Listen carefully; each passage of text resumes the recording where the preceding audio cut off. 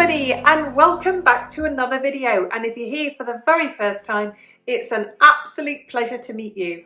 I'm Jane, my husband Mike is behind the camera. We're British early retirees, we have no debt, we've paid off the mortgage and we live a thrifty, frugal and money-saving life here in Brittany in northwest France.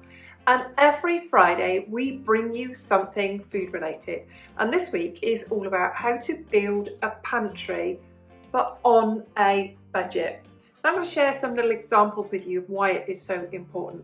I come from the UK and the south of the UK where we do not get snow every winter. We can go 2 or 3 winters without any snow at all. And then out of the blue, about every 5 to 10 years, we can have snowstorms and ice that can just put the country to a standstill because they do not have the infrastructure or the equipment to deal with it. So we don't have snow chains, we don't have snow tyres, we don't have drivers who are capable of driving through ice and snow. And when we were there, within 3 days, our supermarkets were empty. 3 days is about all it took. And I mean, there was nothing left at all. Here in Brittany last year, we had Storm Kieran go through, and we couldn't get off our street, we couldn't get off our property for 3 days because there were so many trees down. Even if we walked through and climbed through fallen trees, which would be stupid and dangerous, there were live electrical wires strewn across the street. It was not safe. So nobody could get to the supermarkets around here. But we were okay because we've always got food on hand and we've got a good pantry and we've been building it over time. And I know many of you all around the world, you might live in the Pyrenees, you might live in the Alps, you might live in some really cold parts of Romania. So you might be where you get snow every single year and bad weather every single year. So you know if you are stuck at home and you can't get out to the stores, that you know why it is so important to build a good pantry. So we're going to talk about that today and how we can build it, but on a budget.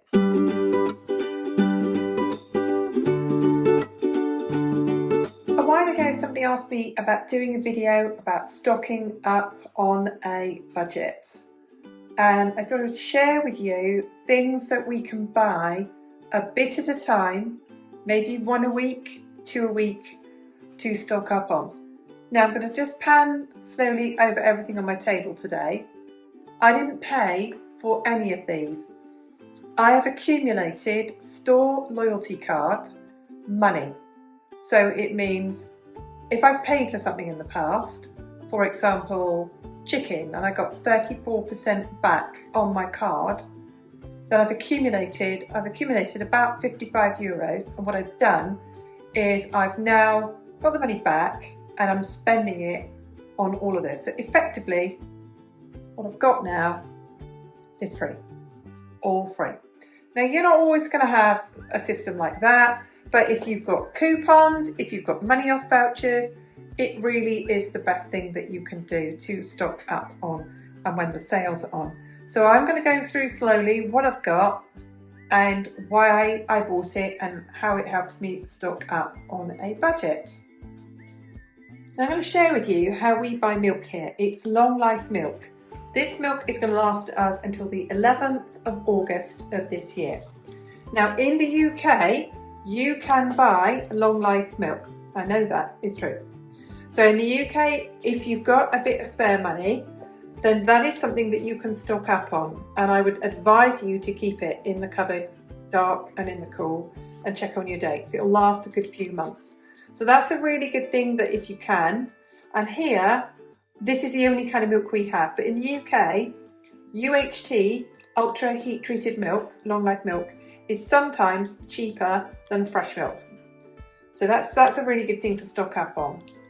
The next one that I've stocked up on here are some breakfast cereals. I've got rice cereals and I've got cornflakes. Now I've only bought the store's own brands. They're fine, so they're a good thing. And again, check the date on this. These will last until the end of January next year, and this one until the end of April next year. So those are something. So if you've got a bit of spare money, These are things that you could buy just one more of. One more of, you could buy 2 or 3 more litres of milk. So those are something that you can put away.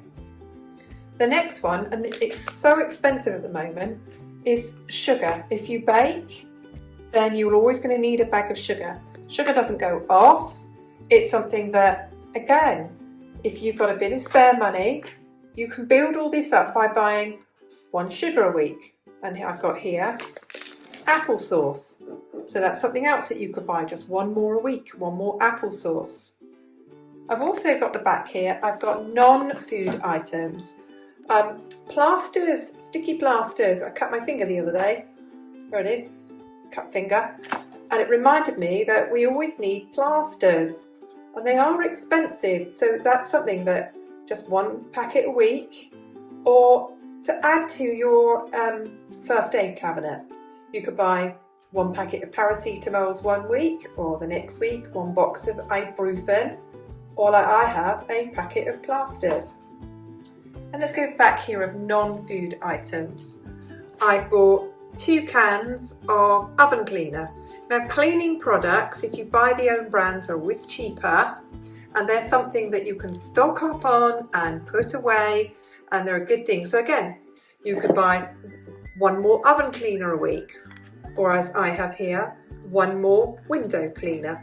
And those are things that you can always stock up on.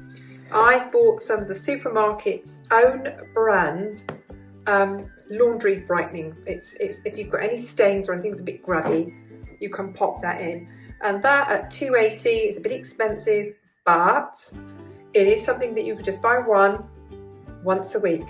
So these are all items, are things that you can stock up on by buying 1 or 2 each week. So if you've been here a while, you know that I can't eat wheat. So I get the gluten-free spaghetti, and you know, these are items that I buy every now and then. And I bought these today too, because the price was reduced because I bought the 2. I got 20% off these today.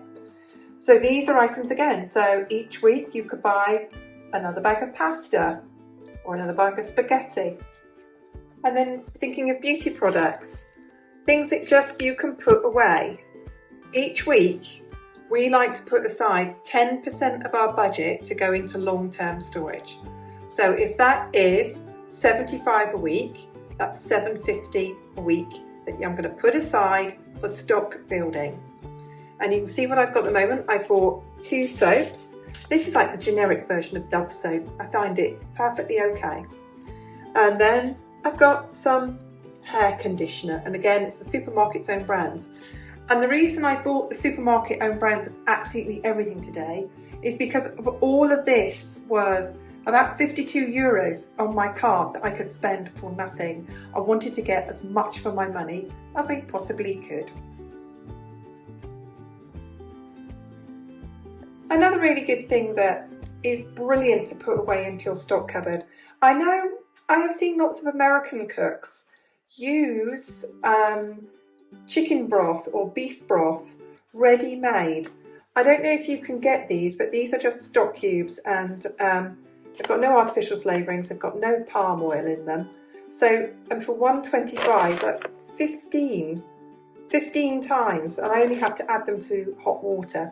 And I've bought beef and I've bought chicken. So that's a small item, that is. That's something that just, if I was my €7.50 a week, these are the type of things that I could buy each week and put away. And herbs and seasonings as well. Check the dates on them, check that they're going to last a really long time. And then if you buy your own things like pickled onions, or I have here some little cornichons, and then I've got some jam. Again, these are the things that you could buy just 1 or 2 extra a week, and you keep buying these and you'll soon add to your pantry. Now I do this, and I know many of you do this, is that we shop the sales, and that means when things are on a really good price, a really good offer, that's when we buy things. So when meat is on offer, I only buy meat then. When toiletries are on offer, that's when I buy it then. We also have store cards here that give us up to 34% cashback on the card. So something might cost €1, but I'll get 34 cents back on the card, and I can spend that like cash in the future. On really good times of the year, I've had up to 85%, 92% was the best one I ever got, 91%, 92% cashback on my card. And when that happens, that's when I stock up. Now, those of us who've been doing this for a year, we have a rolling stock of food. So if I don't buy any meat for a month, I'm good. And that means on the month I don't buy any meat, if toiletries or bathroom tissue or cleaning products are on offer, I can spend the money that I would have spent on meat then. And then for the next 3 or 4 months, or in my case, maybe up to a year, I don't need to buy any laundry products, or I don't need to buy any toiletries because I have stocked up. So it's a really good thing to do to look out online for the sales, check all your supermarkets, websites, when the sales are coming up, and be ready to do that. It takes a while to build up a stockpile from zero, but I very much doubt that any of you watching are doing that from zero.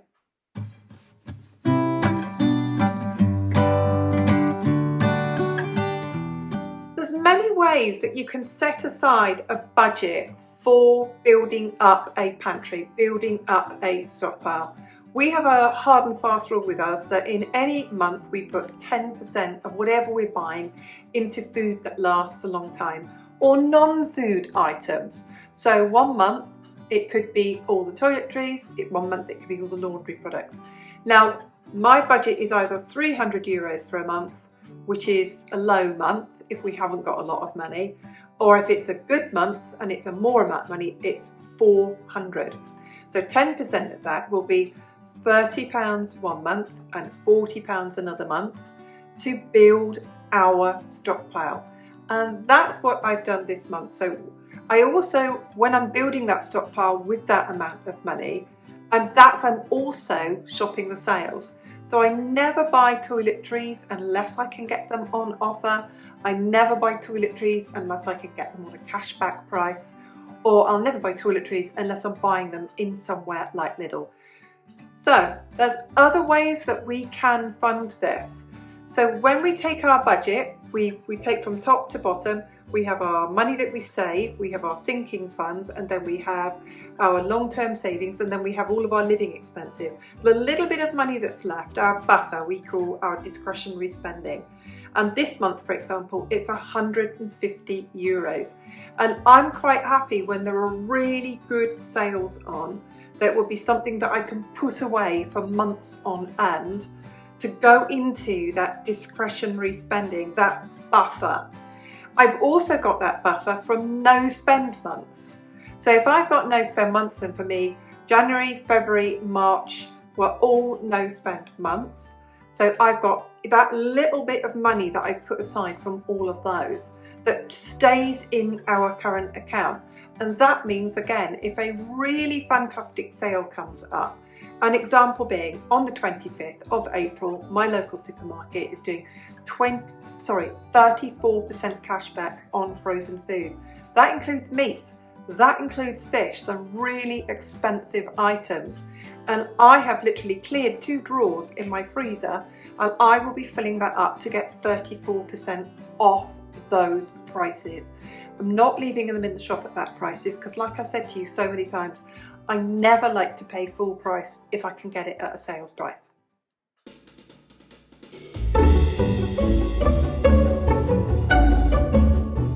Let's talk now about breaking down that budget even further, because you might be a weekly shopper. So if I was going to become like you and become a weekly shopper, I would take my €300 a month, and that would become €75 a week. 10% of that being €7.50. And what would I do with that? I would go and look at those items that I can add to my stockpile. And I'm going to give one very simple example here of just doing things like buying an odd jar of pasta sauce. Now, my pasta sauce costs 97 cents. My jars of tomatoes cost, my cans of tomato cost 88 cents. So it's just as well for me to go and buy things like jars of pasta sauce. I check the dates on them, that they're going to last for a very, very long time. And also, it's the times like this when I see things like cans of tomatoes or jars of pasta sauce, that if I see them on a good price in that week, I will top up on them. If not, I'll still buy them, but I'll buy them from somewhere like Lidl. So think of all those things that you could just top up each week to add to that. Another bottle of bleach, another bottle of shampoo, another bag of sugar, another bag of flour, another few cans of vegetables. So you can break that down to the affordability of adding to your stockpile a little bit at a time, and just think about what is my weekly shop and can I take 10% of that and make sure that that is going into, and it's not a waste of money because this is food you're going to eat. We, over the next 6 months, are going to have this pasta sauce, whether I add it to a casserole or we literally have it with pasta and meat, it's going to be eaten. So make sure you're only buying the things that you're absolutely going to eat and break it down, and maybe you can add to your stockpile at just 10% of your budget every week.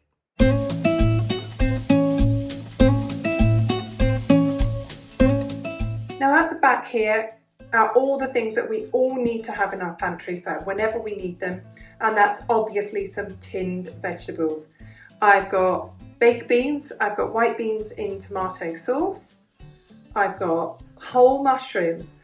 I find that if I buy mushrooms and don't use them on the day, they go off, but if I want to add mushrooms to anything, we're really okay with tinned mushrooms. I've got tinned red beans. Don't use them very often. I use dried beans, but it's really good if you're trying to build a pantry to buy these, just a few every now and then. So if each week you went shopping, you bought another can of peas, another can of sweet corn, another can of tomatoes, you will soon build up your pantry. And just down to the front here, this is a great thing for you to put away. However you buy your coffee, you can see here we buy ours in bags and it goes into an espresso machine. But however you buy them, do you buy ground coffee? Do you buy instant coffee? There's something else that lasts for ages and ages. And again, with my sort of weekly stocking up for money, that would be something I'd buy once a week, an extra bag of coffee. And you find if you take the point of view that you'll buy another tin or something else for your herbs and spices, or one more item for your personal hygiene, or one more item for your cleaning products, then you can consistently, bit by bit, really build up a very good pantry.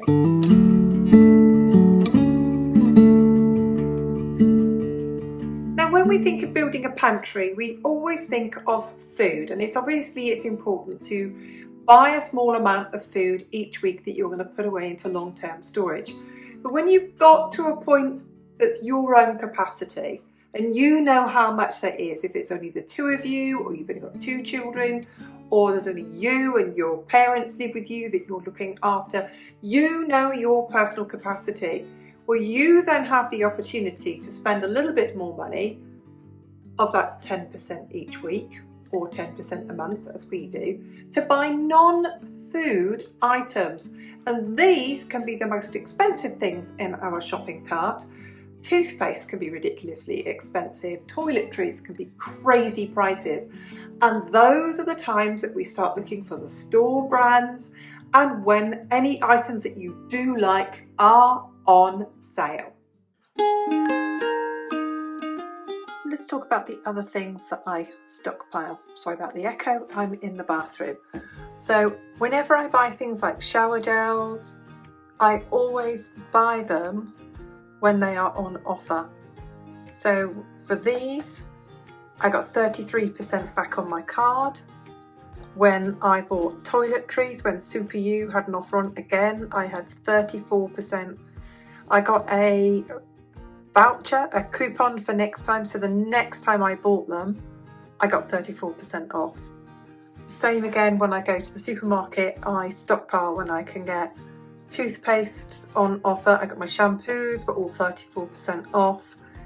And when I can't get them on offer, I go to somewhere like Lidl, and then I get them at their really good price anyway.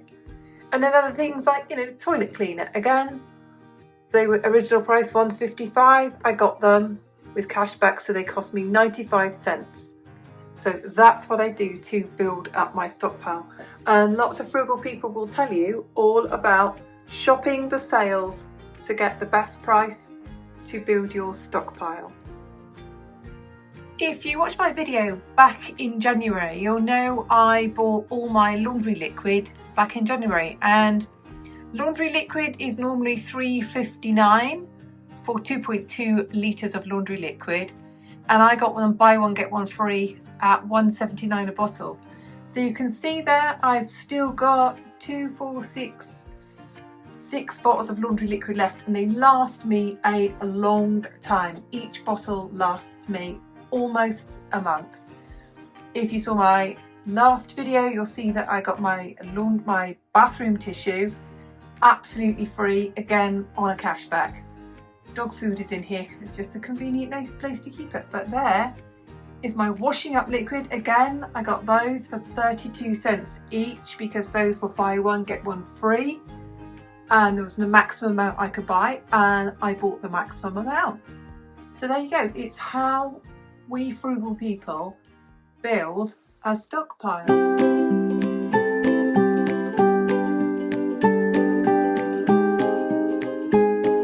I now want to talk to you about making room for this and for storage. I do not have a conventional basement. It's not something we really have in our house here. We've got very much a shed underneath our house, and it's not set out as a basement. And many of you might have plenty of storage, but some of you may not. I keep things in my kitchen cupboards. I've got a small cupboard just by my back door, and that is about it. And I've got a few shelves in the bathroom, and that is about it. So I do have to be realistic about how much I can buy. When I lived in the UK and my house was really, really small, I was limited by that. I just couldn't buy any more. I know some of you are living in very small apartments, and you have to be very, very realistic about what you can buy. But you can also be creative. I know people who previously have had 2 wardrobes full of clothes. They've downscaled their clothes and turned one wardrobe into storage.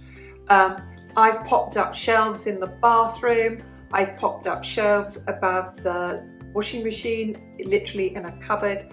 So we're doing the best we can. But something else you can do is just keep the freezer tidy. So I'm going to show you in this next little clip how I've gone through the freezer and literally tidied everything so it's fitted into less of the shelves and drawers in readiness for the upcoming sale, where I will be able to buy some food at 34% discount.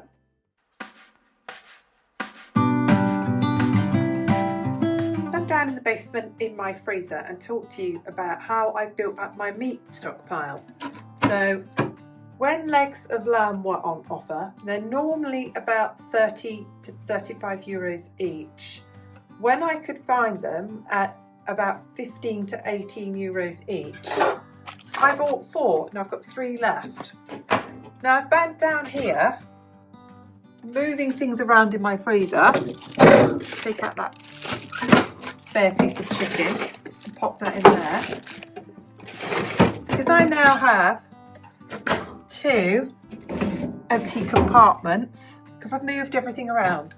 But everything that's in my freezer I have bought when it's been on offer or I've got cash back. One week they did meat was a cash back. One week I got chicken. All my chicken was 34% cash back. All my sausages, I got them with a little app and I paid less for them. That's my vegetables drawer, that's chips and vegetables and fish. And in the bottom here, I've got reduced, so I'll pull it out. No, I can't because I'm filming it one-handed. So I've got reduced pork in there. So it's something else that we frugal people do to build our stockpile. When there is a sale on, that's when we completely stock up on it. And I'll talk about how we do this, and we obviously stay within our budgets.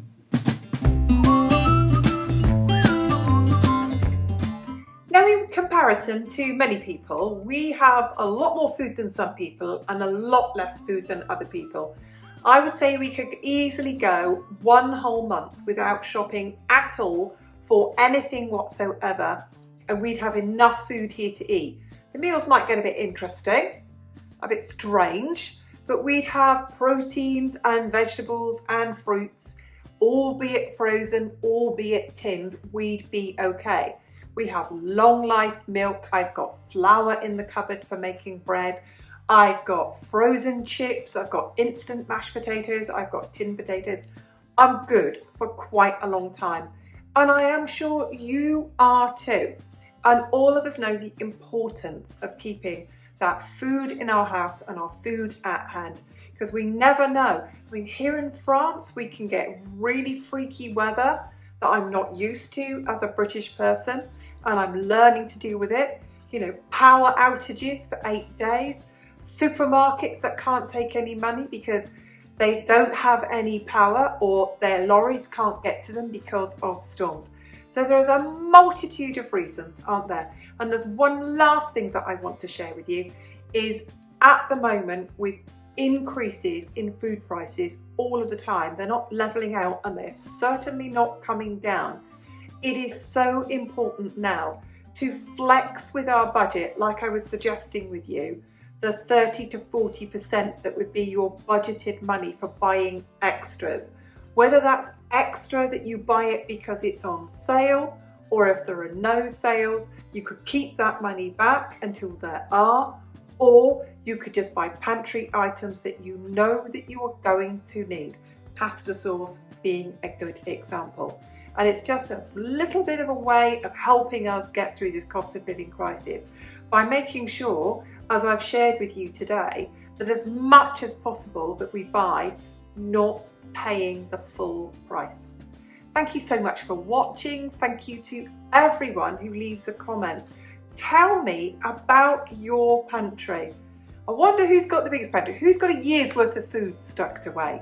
Maybe you live somewhere where the weather gets to be atrocious, or maybe in your family your income is so variable that you do not know one month to the next, you know, what your income is going to be. Share with us, tell us about your pantry. Thanks to everyone for watching. Make sure you hit the like button. We'll see you soon. Bye for now.